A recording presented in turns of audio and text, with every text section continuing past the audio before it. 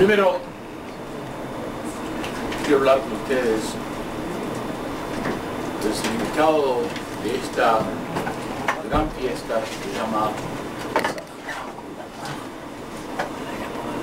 He considerado esta fiesta como el nacimiento, el cumpleaños del pueblo de Israel. Que este día nosotros salimos de Egipto, Dios nos sacó de Egipto para que cumplamos una misión en el mundo.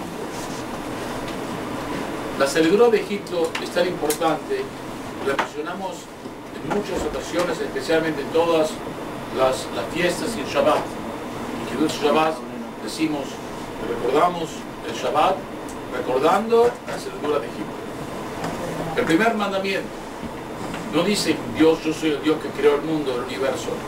Dice, yo soy el Dios que los saque de ustedes de Egipto. Quiere decir que la salida de Egipto es fundamental para la creencia en Dios. ¿Qué significa la salida de Egipto? ¿Y por qué está tan prominentemente en nuestra historia y en nuestra tradición? En primer lugar, tenemos que entender que la creación del mundo es algo que no está relacionado con nosotros, está muy lejano de nosotros. Es algo que no nos pertenece inmediatamente. El mundo existe para todos. La salida de Egipto es algo personal, algo que nos pasó a nosotros. Nosotros tenemos una relación directa con el Dios que nos sacó de Egipto. Eso es lo que Dios quiere decir. Por supuesto que si Dios no fuera el creador del mundo, si no fuera el gobernador del mundo, no podría sacarnos de Egipto. El segundo concepto de la salida de Egipto es que nosotros creemos en un Dios que está envuelto en nuestras vidas, en la vida del mundo. No es un Dios aparte, separado, alejado, ignorando lo que pasa a nosotros. Dios que nos escucha, Dios que está envuelto en lo que pasa en el mundo y que controla los procesos del mundo para llegar a una meta importante, que es la meta que todo el mundo reconozca que existe Dios. El pueblo de Israel es su aliado más importante hoy en día. Trayendo junto con Dios, los dos estamos tratando la misma meta. Somos los socios, los partners de Dios en este proceso. Salida de Egipto, ¿por qué es tan importante? Egipto, la palabra Mitzrayim en hebreo, la palabra Tzar, está la palabra de Mitzrayim, viene la TZ y la R, Tzadi y Reish. Esta palabra Mitzrayim quiere decir estrecho. La estrechura, la falta de espacio es lo que revela Mitzrayim. Por eso es una casa de esclavitud. Ahora, la esclavitud de Mitzrayim no era solamente una esclavitud física, es una esclavitud mental. Nosotros, cuando salimos de Egipto, Dios nos quiso sacar de una versión filosófica de la idea que nosotros somos esclavos de una naturaleza. Un ejemplo, por ejemplo, muy simple. Mucha gente dice, se porta mal o hace algo feo, y cuando le decimos, ¿por qué no quieres cambiar? Nos contesta, yo soy así, es mi naturaleza, no puedo cambiar. Somos esclavos. Cuando decimos esto, somos esclavos de lo que vinimos. Algunos pueden decir también, tuvieron una infancia, una experiencia muy mala en el pasado y por eso no pueden cambiar. Son esclavos de la historia, esclavos de la naturaleza. La idea de Dios es que nosotros somos libres, tenemos libertad. Esa libertad, la misma libertad que tiene Dios, nos dio a nosotros como un regalo. Entonces, el regalo fundamental de la salida de Egipto es sacarnos del concepto que tenemos que ser esclavos de la naturaleza. Por eso que la primera mitzvah, recuerden, el primer mandamiento que se da al pueblo de Israel, ¿cuál es? Es el mandamiento de santificación de la luna, o del mes. Santificación del mes quiere decir que el pueblo de Israel es el que decide cuándo es el primero del mes. Normalmente, el primero del mes quiere decir cuando sale la luna nueva. Pero nosotros no vemos la luna no nos dice cuándo es el primero del mes. La luna es solamente un signo, un síntoma Pero el que dice que el primero del mes es la corte. Por eso que ustedes recordamos muchas veces, les aprendimos de esta parte, que la santificación del mes es un proceso en el cual testigos vienen y dan testimonio a la corte que vieron la luna. Los examinan para estar seguros que la vieron realmente. Y solamente después de este proceso de investigación, la corte decide: hoy es el primer día del mes. Eso quiere decir que nosotros tenemos el control sobre la luna. Cuando es, la luna no nos dice cuándo es el primero del mes. No somos esclavos de una naturaleza que es arbitraria y ciega. Nosotros somos los amos de la naturaleza y no al revés. Lo mismo pasa con nosotros. Nos enseña que nosotros podemos controlar nuestra naturaleza. La naturaleza no nos domina a nosotros. Nosotros podemos cambiar.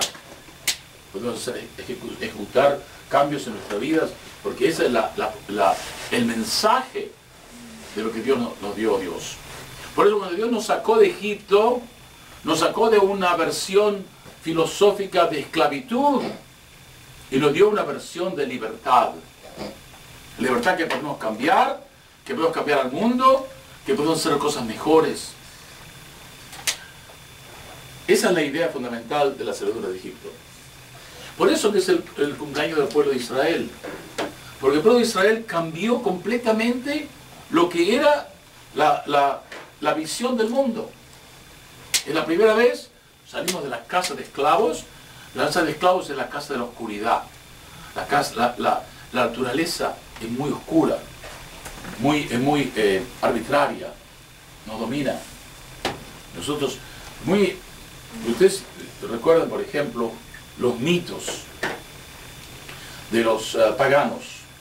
Si ustedes leen la historia del paganismo, la mitología griega, por ejemplo, van a ver una cosa muy importante, que todos los dioses que ellos creen, estos dioses, no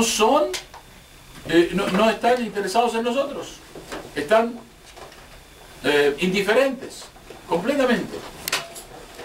La idea es que los dioses nosotros estamos en un mundo arbitrario, en un mundo de caprichos, en un mundo donde nada tiene sentido, cualquier cosa puede pasar, ¿no es cierto? No hay orden, todo es, incluso nosotros podemos hacerle coimas a los dioses, dando un regalito para que nos hagan algo a nosotros, la magia.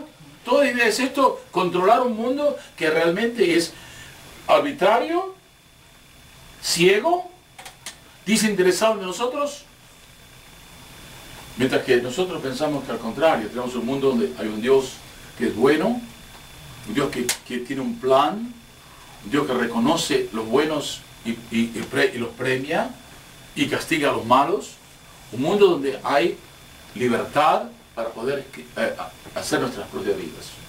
Esa es la idea fundamental de la salvación de Egipto. Entonces hoy, este Shabbat, leímos a Jodesh. El primer mandamiento al pueblo de Israel es: ustedes tienen en sus manos la naturaleza, no al revés. Ustedes no son esclavos como los paganos, que eran esclavos de la naturaleza. No podían cambiar nada, con dioses que no tenían ningún sentido. Lean ustedes la mitología griega para ver, eso es lo que pensaban ellos. Zeus estaba jugando, quién sabe, y toda la mitología pagana, no solamente la griega. Lean la mitología nórdica, por ejemplo, alemana, de los países nórdicos, la misma idea. Los dioses son totalmente arbitrarios y no podemos hacer nada, no podemos controlar nada. Somos como un juguete en sus manos. Mientras que nosotros, la teología de Egipto nos ha dado el concepto de que Dios nos dice: ustedes tienen acá, les doy en sus manos, ¿cuándo van a ser el primer día del mes? Hay un midrash muy lindo que cuenta, es evidentemente una historia, pero de todos modos refleja un concepto muy importante. El midrash dice que los ángeles le vinieron a Dios y le preguntaron: ¿cuándo es el día del juicio? Rosh Hashanah, el primero del año. Y Dios les dice: no me pregunten a mí, pregunten al pueblo de Israel. Ellos deciden. Quiere decir que Dios nos ha dado a nosotros esa fuerza. Esto es la salidura de Egipto. Ahora, vamos a hablar de quizá una idea muy importante, la matzá. La matzá es uno de los símbolos fundamentales de Pesaj.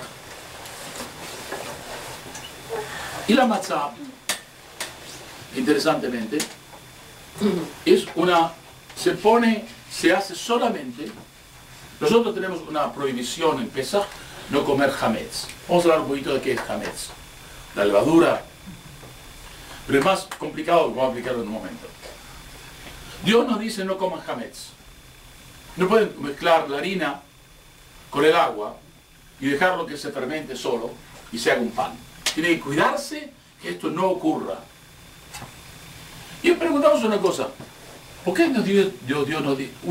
La matzá hay que comer, es obligación de comerla. Segundo, primero hay que obligación de comerla. Segundo, la matzá debe ser hecha solamente con materiales que pueden fermentar. Por ejemplo, el arroz, que no fermenta, no se puede hacer una matzá de arroz. Entonces uno pregunta una cosa, si Dios no quiere que tengamos hametz, ¿para qué nos pide que hagamos una matzá justamente de materiales que pueden volverse hametz? ¿No es cierto? ¿No sería mucho más fácil? Usemos algún tipo de material, como quinoa o cualquier otro material, que se puede hacer un poquito como un pan, pero que no va a fermentar. No hay problema. No, dice Dios, esos no cumplen la mitzvah de matzá. Entonces hay dos, recuerden otra vez, hay dos leyes. Uno es no comer hametz y la otra comer matzá. Hay una obligación de comer matzá en la noche de Pesaj. Pero la matzá, uno no cumple esa ley si lo hace de materiales que no podrían saber el hametz. Acá vemos una lección muy importante. Dios, nuevamente, no quiere que nosotros seamos esclavos de la naturaleza. Hago un pan que no se puede hacer nunca fermentar, entonces no tengo que hacer nada yo. La naturaleza me dice esto no va a fermentar. Dios dice, yo quiero que ustedes hagan un pan que pueda fermentarse y ustedes lo van a parar el proceso para cuidarse que no se haga. Una idea increíble. Dios nos da a nosotros una lección. Hay muchas cosas que pueden pasar en el mundo de forma natural, pero nosotros podemos pararlas. Podemos anular procesos naturales. Esa es la fuerza que nos dio. La matzá nos da esta lección. Quiero hablar brevemente ahora de entonces toda la idea de Pesaj y la matzá como símbolo es justamente lo mismo. La idea que nosotros tenemos el poder. Que no porque mezclamos la harina con el agua se va a fermentar. Si no queremos que no fermente, podemos pararlo. Tenemos la fuerza de pararlo. Y eso es lo que la matzá representa. La matzá representa la libertad humana y la fuerza que Dios dio al ser humano, al judío, especialmente que cumple la Torá, la fuerza de controlar los procesos naturales. Como controlamos esos procesos naturales, compramos otros. Otro punto interesante. El vino, debe tomarse vino en el Seder. De acuerdo a ciertos rabinos, aunque hoy en día hay muchas libertades, se toman con este asunto, con este aspecto, porque hay mucha gente que no puede beber mucho. Hay cuestiones de alcohólicos también que no deben tomar. Y en realidad no hay que tomar necesariamente vino, se puede tomar otros líquidos también para cumplir esta función. Si uno no tiene plata o tiene un problema físico o de salud. Pero lo ideal es tomar vino. ¿Y qué vino se debe tomar? Un vino que tenga suficiente alcohol para que podamos emborracharnos. Tiene que ser un vino fuerte. ¿Y por qué? Porque no podemos emborracharnos. Dios no quiere que nos emborrachemos. Solamente una vez lo hacemos. Pero en Pesaj no quiere que nos emborrachemos. Tenemos que contar qué pasa con la historia. Dios dice, yo quiero que tomen un vino que los pueda emborrachar, pero tengan el control suficiente para pararlo. Porque podríamos tomar jugo de uva o jugo de naranja, pero eso no sería libertad. Libertad es poder emborracharse y no hacerlo. Y el vino representa la libertad, como el cedro de Pesaj. ¿Por qué tomamos vino en el cedro de Pesaj? Para celebrar que somos libres. Recuerden, los esclavos no pueden beber. ¿Usted se imagina un esclavo que está sirviendo a los amos? ¿Va a tomar un whisky? ¿Va a tomar un vino? No. Justamente no puede tomar. El hecho que nosotros tomemos en la noche representa que podemos ser libres. Pero por otra parte tenemos de pararlo y no emborracharnos. Toda la idea de Pesaj entonces es la misma. Es la idea del control que Dios nos ha dado a nosotros para poder parar la naturaleza. Recuerden, la diferencia del paganismo y el judaísmo, el mensaje fundamental es este. Si ustedes una vez quieren definir qué es el judaísmo con respecto al paganismo, es una oración sola. El paganismo, la naturaleza, es la ama. En el judaísmo nosotros somos los amos de la naturaleza. Es la idea fundamental de la Torah. Bueno, y un Dios, recuerden que en el paganismo la naturaleza es Dios, los dioses. En el judaísmo Dios crea la naturaleza. Y los milagros representan que Dios puede cambiar también la naturaleza cuando Él quiere. Así como nosotros podemos cambiar, Dios cambia. O al revés, así como Dios cambia a la naturaleza, nosotros tenemos que cambiar la naturaleza. Quiero explicarle brevemente qué es el Hametz. El Hametz es un proceso, se llama fermentación, pero en realidad no es cualquier fermentación. Es un proceso muy específico donde existe lo que se llama Himutz. Quiero hablar un poquitito de este aspecto. Los rabinos dicen que solamente ocurre este proceso de creación del Hametz cuando 5 cereales, y solamente 5 cereales, se mezclan con agua.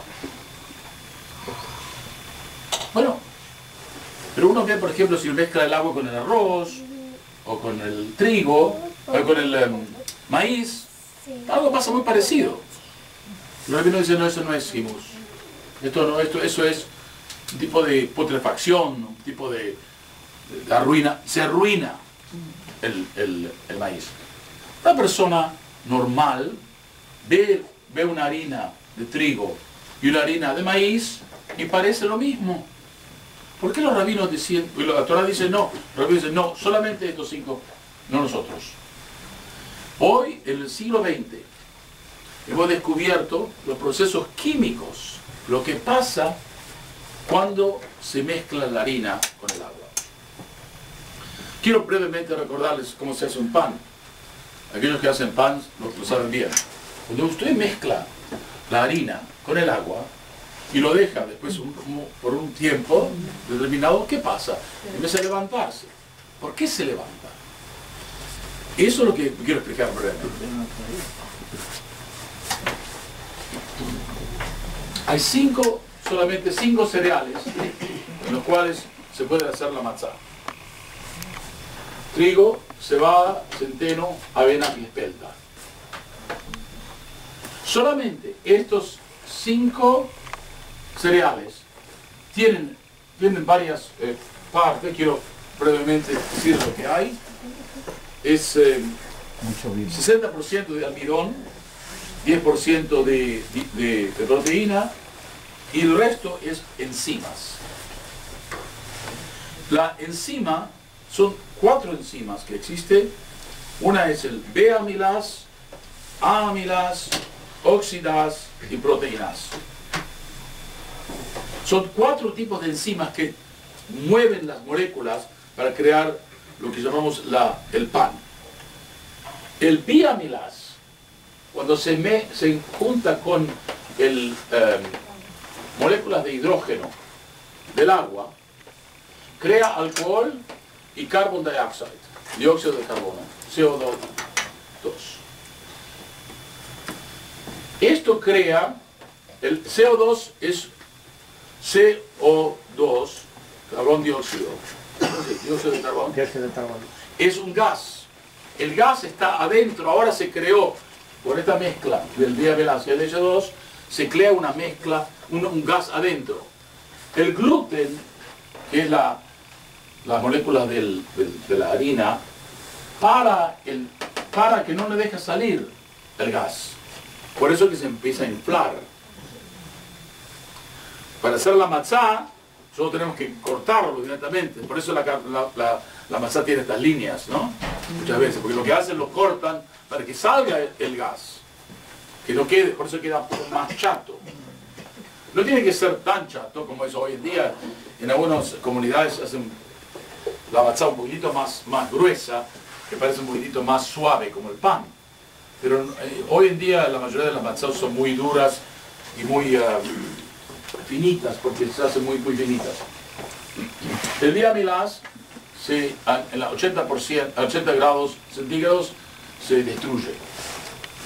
Entonces cuando lo ponen, lo cortamos, sacamos el gas, lo ponemos en el fuego, en un tiempo limitado, este proceso se para y no existe lo que se llama hametz.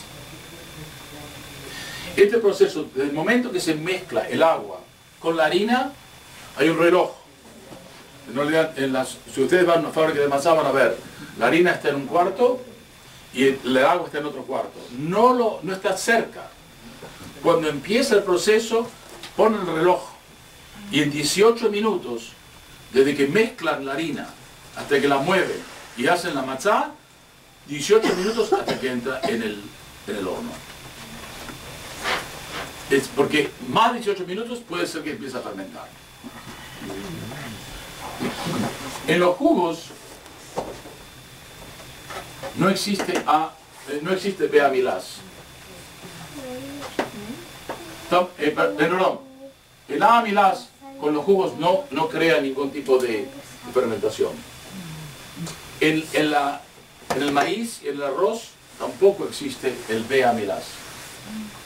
Quiere decir que los rabinos, hace 2000 años, sin tener ninguna investigación química y científica, descubrieron el proceso de qué es el hametz de un modo perfecto. Hoy en día lo entendemos. Dijeron, arroz no es, el maíz no es fermentación, se puede tomar. Y si hacen una matzá de arroz, no es kasher. No comen la mitzvah de comer matzá.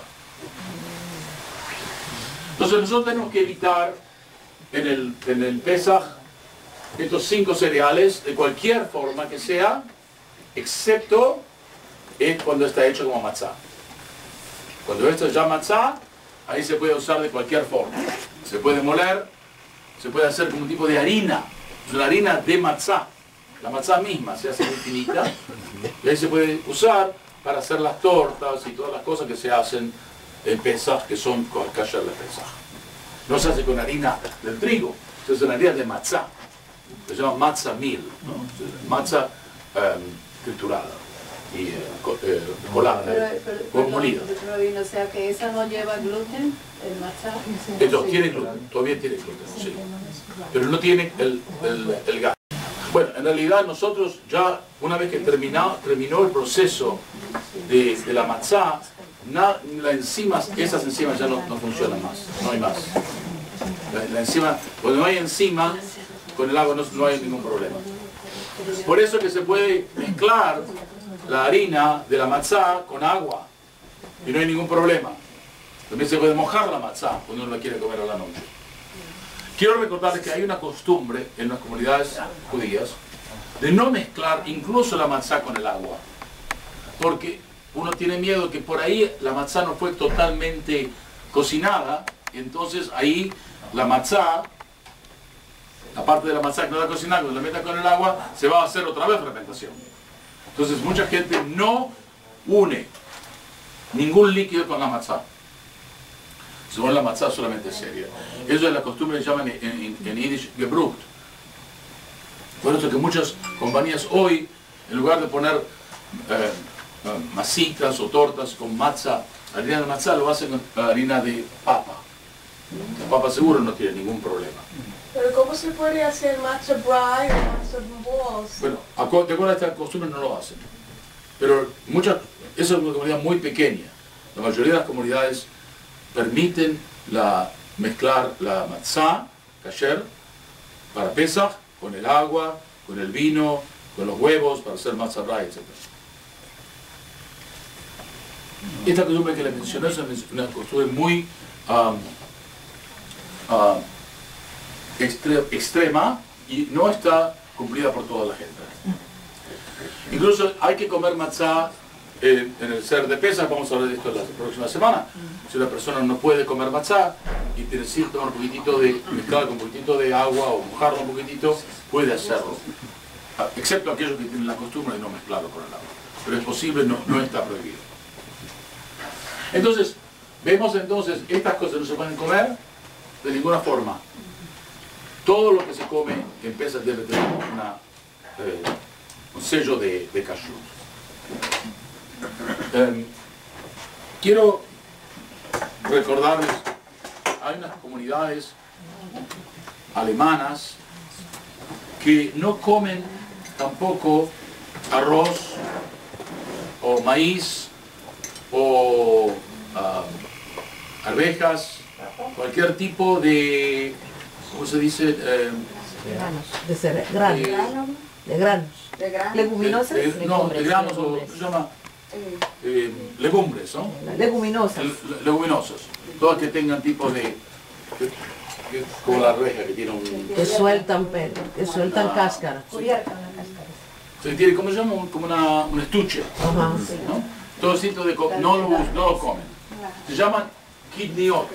En hebreo, kidniot. Esta prohibición solamente es para judíos que nacieron o vienen de familias alemanas o francesas. Se llaman Ashkenazí, que viven ahora en Polonia, en Rusia, etc. Los Ashkenazí. Los sefaradim no tienen esta costumbre y comen todas estas cosas como trigo, como arroz, maíz, legumbres, etc. Hay una excepción que es el arroz, porque el arroz a veces se combinaba o se podía confundir con el trigo. Muchas veces cuando lo producían muy cerca uno de otro. El trigo es muy livianito, el viento lo puede llevar, lo saca. Entonces a veces el trigo volaba sobre la bolsa que tenía el arroz. Y como muy parecido, es muy difícil de reconocerlo. Muchos rabinos descubrieron cuando estaban cocinando arroz que tenía un tipo de trigo ahí adentro, que era hametz. Entonces tenían que tirarlo todo. Entonces de él empezaron a decir, mejor no comer arroz en Pesach. Algunas comunidades sefaradíes no las comen, otras sí. Eso depende un poco de la costumbre. Pues solamente el arroz. Pero el maíz y todo el resto los sefaradíes pueden comerlo. Y cuando los que comen arroz tienen cuidado de revisar el arroz. Lo miran cada grano para estar seguro de que no hay ningún trigo en ellos. Lo ponen sobre una mesa, lo expanden y miren que no hay nada más que el arroz. Otro aspecto de Pesach, cuando la harina del trigo está mezclada con el agua, hay fermentación. Pero el ácido de los jugos de fruta o el ácido del huevo previene la creación del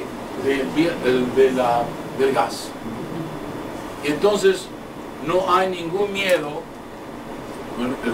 El ácido mata el beamilás, entonces no hay miedo que haya fermentación que crea hametz. Por eso cuando mezclamos, se llama el egg matzah, que tiene un poquito de huevo y un poquito de jugo de fruta, se puede comer, no hay ningún problema. Los ashkenazim, nuevamente, hicieron otra legislación para hacerlo más difícil y dijeron que como a veces puede ser que suba un poquitito, no sube completamente, no fermenta, pero puede una parte infinitesimal puede crecer. O también decían que si uno agrega al jugo, agrega un poquito de agua, la fermentación se hace más rápido todavía que antes. Entonces en ese caso es mejor no mezclarlo con los jugos para nada.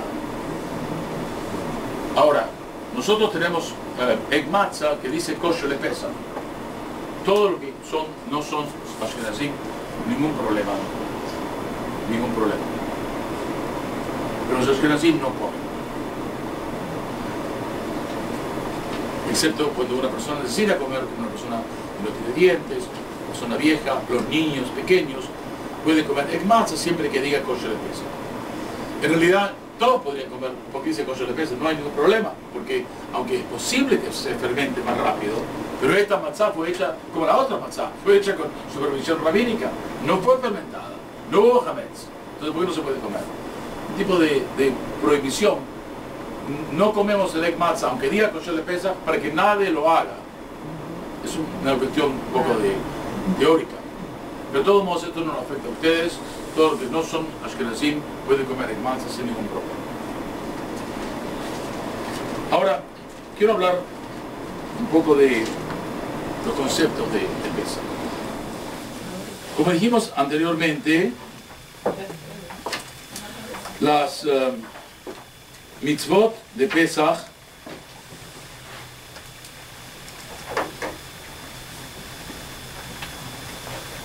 incluyen, primero,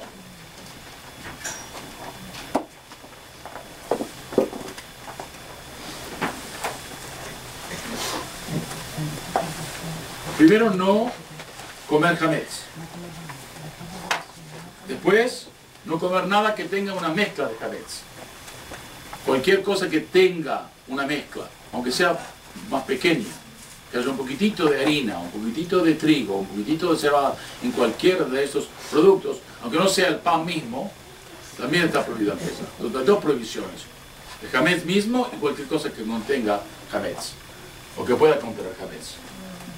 Es por eso que los productos que comemos en Pesach deben tener una supervisión para que diga que es kosher de Pesach.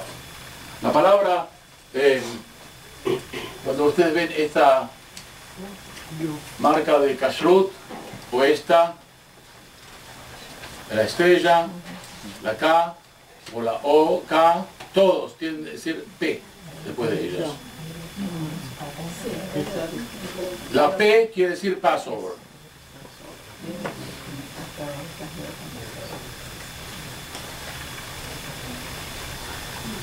Hay 2 o 3 mitzvot importantes en Pesach. Una es la obligación de remover el hametz de la casa. No solamente no podemos comerlo, tenemos una obligación de removerlo. Por eso que nosotros, antes de Pesach, se limpian las casas para que no quede nada de hametz en la casa. La segunda mitzvah muy importante es comer matzah la primera noche y la segunda noche de Pesach. Porque la Torah dice específicamente: comerán ustedes matzah en esa noche. Como estamos fuera de Israel, nosotros tenemos 2 noches. Las primeras 2 noches hay que comer matzah. Los siguientes días no hay que comer matzah obligatoriamente. Uno come matzah porque no tiene otro pan. Pero si no quiere comer pan, no quiere comer matzah, no tiene que comer nada. Pero la primera noche debe comer matzah aunque no tenga hambre. Y la tercera mitzvah de Pesach es el ser de Pesach. El ser de Pesach, que ocurre las primeras 2 noches, tiene como parte fundamental, vamos a hablar de esto más delicadamente la próxima semana, el cuento, el relato de la salidura de Egipto. El relato y la sensación que ahora somos libres. Parte del Pesach, del Seder, es no solamente contar la historia, sino experimentarla, sentir que nosotros estamos viviendo la libertad. El sentarse acostado un poquitito, ese momento que tomamos el vino mismo, cuando lo tomamos, todos son reflejos o símbolos que somos libres. Es muy importante, quiero hacer una nota breve de esto. Uno puede hablar de ciertos conceptos, pero intelectualmente los entiende, pero emocionalmente no lo siente. Uno dice: yo puedo cambiar. Sí puedo cambiar teóricamente, pero emocionalmente no lo siento. Me siento muy limitado, me siento muy bloqueado, con un tasco, no puedo hacerlo. Entonces, realmente lo puedo decir: yo puedo cambiar, pero no lo siento.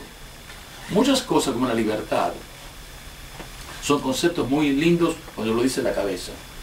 Pero cuando uno que tiene que sentirlo adentro, es otra cosa. Por eso que el Seder de Pesach es un modo de empezar a sentir la libertad. No solamente hablar de ella, sentirlos, experimentarlos.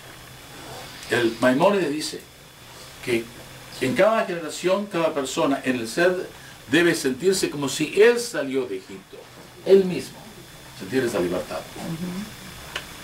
No sé si les conté una historia que mi papá, que para descanse, contaba cuentos muy buenos. Siempre, cuando hablaba, siempre todos los escuchaban. Era un buen contador, como se dice en francés, raconteur. Siempre contaba historias y las historias, y todo el mundo estaba muy contento con ellos. Y me acuerdo que mi papá contaba historias de cómo habíamos salido de Egipto, cómo salimos con las masas en las bolsas, y como los egipcios nos habían torturado. Y bueno, yo le digo la verdad, hasta que tenía 8 años, 9 años, creo que yo creía que papá había estado en Egipto también. Lo contaba también. Y esto es lo que dice Maimónides. Maimónides dice que cada persona quiere sentir que es el de Egipto. Y nuestra experiencia. De alguna forma, ¿cómo crear? Aunque no podemos pensar como yo pensaba, que tenía 6, 7 años, que estaba realmente saliendo de Egipto, pero tenemos que sentir de alguna forma que en Pesach hay una fuerza que nos está liberando. La libertad de Egipto no fue una cosa histórica, es una fuerza cósmica que trabaja sobre nosotros también. Dios nos está dando la fuerza de ser libres. Creo que es una libertad, pero es un libertinaje. Libertad quiere decir una libertad para hacer cosas positivas. Un concepto. El libertinaje quiere decir uno es libre para hacer lo que uno quiere.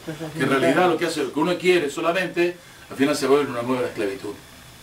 Porque los que hacen lo que quieren son los esclavos más grandes. No tienen ningún concepto. Están llevados por la moda, por los amigos, por la última sensación que tienen, y se vuelven cada vez más y más, se crean sus propias prisiones. La persona más libre o más libertina es aquella que toma drogas porque quiere tomar drogas. Nadie le puede decir no tomes. Y ahí se vuelve el esclavo más grande, esclavo de las drogas mismas. Mientras que aquel que no toma drogas, porque controla, no está limitado por una idea de un concepto, que esto está mal, es mucho más libre, tiene las mejores decisiones en su vida. Por eso que la libertad de Pesach está conectada con la libertad, con la entrega de la Torá.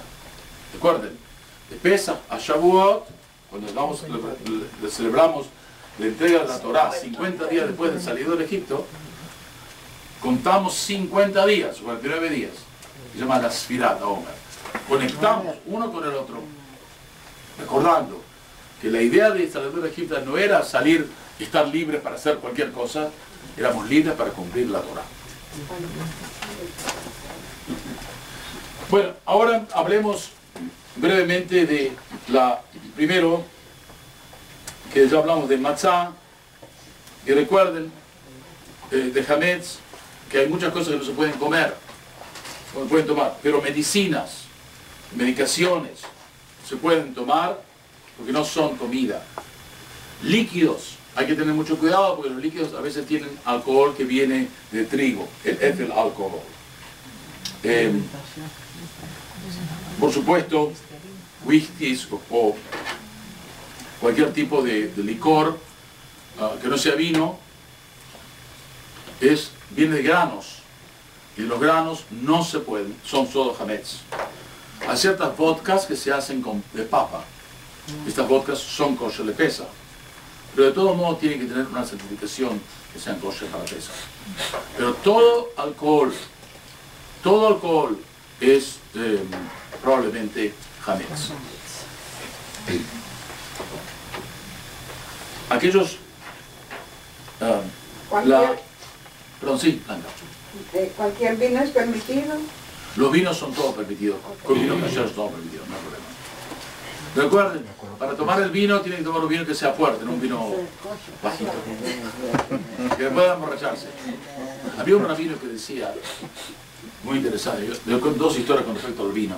Había un rabino que decía que cuando él tomaba vino, siempre le dolía la cabeza. Entonces, nunca tomaba vino. Noche de Pesach, siempre tomaba vino. Dice, a mí no me importa si tengo... Y tenía dolor de cabezas por 5 o 6 semanas. No le importaba, porque tomar el vino en Pesaj era más importante para él. Pero recuerden que teóricamente el Pesaj hay que tomar cualquier líquido tiene la función no tanto como el vino, pero tiene la función de la libertad, como símbolo. Había una vez un rabino, le cuento la historia, un rabino que muy importante, que vino una persona a preguntarle una pregunta de lógica, de ley. Como muchas veces la gente me pregunta al rabino, ¿cómo se puede hacer esto o no se puede hacer esto? Entonces vino y le dijo al rabino, quiero preguntarle, de acuerdo a la ley, ¿puedo en las 4 copas de vino que hay que tomar en la noche, ¿se puede tomar leche? El rabino le dijo, sí, por supuesto. Pero espera un momentito, le dijo. Fue y sacó de una caja un poco de dinero y se la dio a él. Y el hombre se fue tranquilo, se fue. La esposa que vio esta escena, le dijo al rabino, un momentito, usted le vino a preguntar una pregunta de ley, no le pidió plata. ¿Por qué le dio plata? Dice, mire, una persona la noche de Pesaj, si va a comer leche quiere decir que no quiere carne. Si no tiene carne en la noche tan importante, es un hombre muy pobre. Por eso le digo. Bueno, no se puede comer jamés después de la 4ª hora del día, el día antes de Pesaj. En realidad, la Torá dice que no se puede tomar jamés cuando se da el sacrificio de Pesaj, que es del mediodía hasta la noche. No se puede, a ese momento se hace el sacrificio de Pesaj. Pero no se puede comer con jamés, no se puede hacer con jamés. Entonces hay que parar el jamés a mediodía. Los rabinos dicen, sí, pero una persona por ahí no sabe cuánto es mediodía. Entonces vamos a parar un poquitito antes. 2 horas antes no se puede comer más jamés. Y 1 hora siguiente se puede manejar el jamés, se puede limpiar, se puede regalar, se puede vender, pero no se puede comer. Lo hicieron esto para que la gente ya, cuando vaya a mediodía, nadie, aunque no tenga reloj, cuando no sepa bien, se va a dar cuenta que ya no se puede comer más jamés.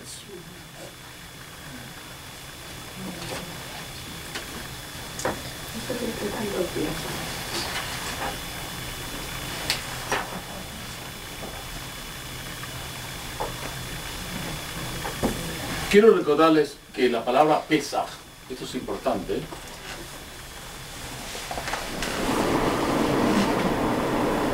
la palabra Pesaj, y de paso, la palabra Pascua es la palabra latina para la palabra Pesaj en hebreo. Pascua viene de la palabra hebrea, Pesaj. El cristianismo habló mucho de esta historia de Pesaj. Como saben ustedes, el valor del cristianismo, toda la idea de Pesaj está muy relacionada con el cristianismo. Es muy interesante que los calendarios, creo que se expliqué una vez que el calendario cristiano decide la Pascua refiriéndose a nuestro Pesaj. Generalmente. Solamente ellos no lo hicieron, trataron de juntarse con el Pesaj sin en realidad admitirlo, ¿no? Por eso que lo ponen como la primera luna llena, luna plena, después del equinoccio de la primavera. No se dieron cuenta, este año nosotros agregamos un mes, entonces la primera luna llena plena fue, cuando fue, hace 2 semanas. Nosotros dando el Pesaj en 2 semanas más. Entonces ahí se equivocan. Pero generalmente, todos los años lo hacen. Es muy importante para ellos la Pascua. El Pesaj, ¿qué quiere decir? La palabra Pesaj se refiere al cabrito o al animal que fue dado en el templo. La persona traía el animal, parte del animal se ofrecían sobre el altar y el resto se lo daban a la persona. Y esa persona se llevaba ese animal y lo asaba ese día para comerlo a la noche. Esta es la función de Pesaj. Es lo que pasó en Egipto. Cuando Dios dijo la primera vez, ustedes tomen el 10 del mes de Nisan, tomarán una ovejita y la atarán sobre sus camas. Y por 4 días, hasta que el día del 14, ustedes lo van a degollar y comerlo a la noche. Y lo van a comer, ¿cómo lo van a comer? Lo van a comer completamente completo, sin romper ningún hueso. Y para que todos vean que está comiendo el animal, que nadie diga, bueno, no, era una gallina o algo, otra cosa. No, que todos sepan que es el animal. Los 4 días y también el comerlo de esa forma y el asarlo, porque cuando uno lo asa, cuando uno hace un asado, la carne queda muy parecida como estaba, como existe. Cuando lo hace guisado, la carne pierde su color, pierde su forma. La idea del asarlo era todo para demostrar a los egipcios, miren, ustedes creen que esto es su Dios, nosotros estamos comiéndolo. Fue el desafío, la rebelión más grande. Y también demostró que el pueblo de Israel decía, nosotros tenemos un Dios que nos protege. Ustedes son esclavos de este Dios, nosotros somos esclavos de Dios que los creó a todos.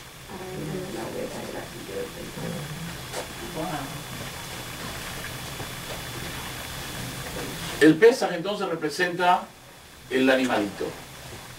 La palabra Pesaj quiere decir saltar, porque también Dios dice, el día de Pesaj, el día de la noche, cuando Dios castigó a los egipcios con la última plaga, la 10ª plaga, matando a todos los primogénitos. Pero aquellos que tenían la paz, la Israel, que habían puesto la sangre de este animalito sobre sus puertas, Dios saltó. La idea de saltar es muy física. Evidentemente Dios no necesita saltar. Quiere decir que el esfuerzo o la ejecución de Dios saltó. Porque podría haber hecho de forma directa, pero Dios hizo parado. Quiere decir que Dios describe, hay una diferencia. Hay una diferencia entre lo que es el bueno y el que no es bueno. Dios hace diferencias de la gente. Lo que ustedes hacen tiene repercusiones. No todos somos iguales. No todos vivimos lo mismo. Y yo quiero terminar con este punto. La palabra Pesaj quiere decir que Dios saltó. Saltar refleja o quiere decir que una persona está corriendo, no está caminando. Y aquí vemos un concepto muy lindo. La matzá, cuando uno dice, ¿cuál es la razón por la matzá? No teníamos tiempo de hacer el pan. Cuando salimos de Egipto, Dios nos sacó tan rápido que no podíamos ni terminar de fermentar el pan. Y así que la matzá es un símbolo de la rapidez con la cual Dios se nos sacó de Egipto.